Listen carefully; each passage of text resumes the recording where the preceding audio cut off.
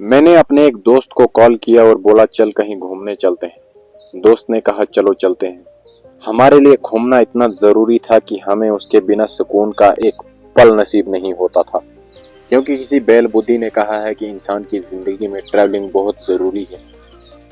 इसके बाद हम निकल पड़े अपने मिशन की ओर। घने जंगलों को क्रॉस करते हुए डर से मेरा पसीना छूट रहा था। मैंने तुरंत अपना हाथ मुंह धोया और उसके साथ साथ अपना पसीना भी वहीं धो दिया। फिर थोड़ा आगे चल के मैं थक गया था तो मैंने रेस्ट करने का फैसला किया।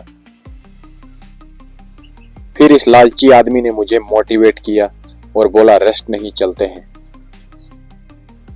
फिर हम आगे बढ़े और मैंने अपना इमोशन से भरा बैग आसिफ भाई के हवाले कर दिया और उसे एक तेज तरीन कुल्हाड़ी लेके अपने आप को सुरक्षित महसूस किया।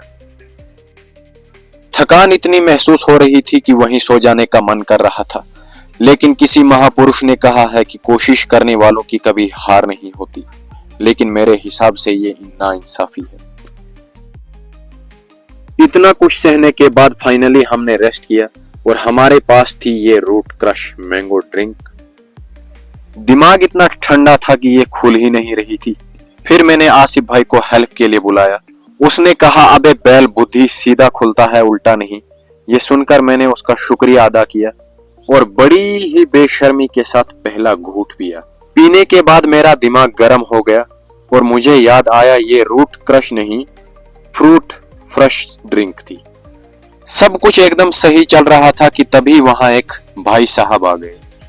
भाई साहब इतने ईमानदार थे कि उन्होंने पहले ही पूछने पर हाँ बोल दी। उसके बाद हम सब ने मिलकर पी और पीने के बाद मुझ में एनर्जी आ गई और मुझे लगा कि मैं धरती पर ही हूं।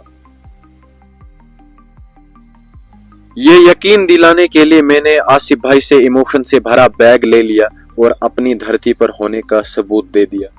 आगे चलकर हमने एक और जगह रेस्ट कर लिया और शांति के कुछ पल बिताने की कोशिश की। तभी अचानक मेरी नजर एक गहरी खाई में पड़ी और मैंने सोचा अगर मैं यहाँ से गिर जाऊं तो क्या होगा। आगे का मैंने सोचा नहीं था, इसीलिए मैं वापस आ गया और अपनी तेज तरीन कुल्हाड़ी लेकर लकड़ियों की खोज में निकल गया। मुझे लकड़ियां मिल गई और अब बारी थी एक महा चूल्हा बनाने की।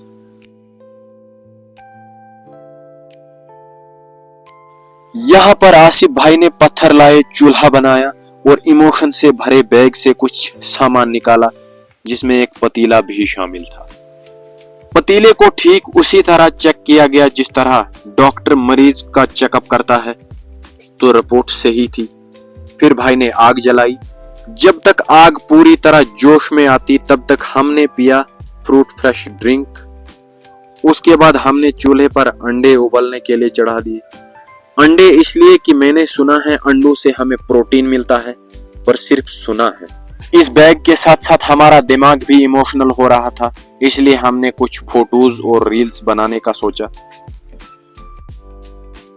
उसके बाद हमने मैगी बनाई ताकि हमारी बॉडी में जो सेंसेशंस होते हैं मैगी उनको कंट्रोल कर सके। सेंसेशंस जैसे भूख, गर्मी, सर्दी, ठंडा दिमाग, गर्म दिमाग, तेज हवा, तेज धूप, इमोशनल दिमाग। ये सब खाकर मैंने कुछ पल चैन की नींद लेने की सोची। मैं सुकून की नींद ले ही रहा था कि कमबख्त परिंदों की आवाज ने मुझे जगा दिया।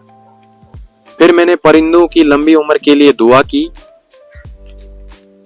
जो वो सुन नहीं सके। मेरी आंख खुली तो मुझे लगा ये जगह हमारे लिए सही नहीं है। मैंने आसिफ भाई से कहा चलो यहां से चलते हैं, फिर कभी इन परिंदों से बदला लेंगे। थोड़ी ही दूर 7-8 किलोमीटर आगे चल के फाइनली हम अपनी मंजिल पे पहुंच गए। मंजिल पर पहुंचकर मुझे याद आया कोशिश करने वालों की कभी हार नहीं होती। ये सब याद आते ही मैंने उस इंसान को बड़े ही प्यार से गाली दी और फाइनली कुछ पल यहां बिताने के बाद हम वापस घर की ओर चल पड़े। मिलते हैं अगले किसी व्लॉग या वीडियो में, तब तक के लिए अलविदा।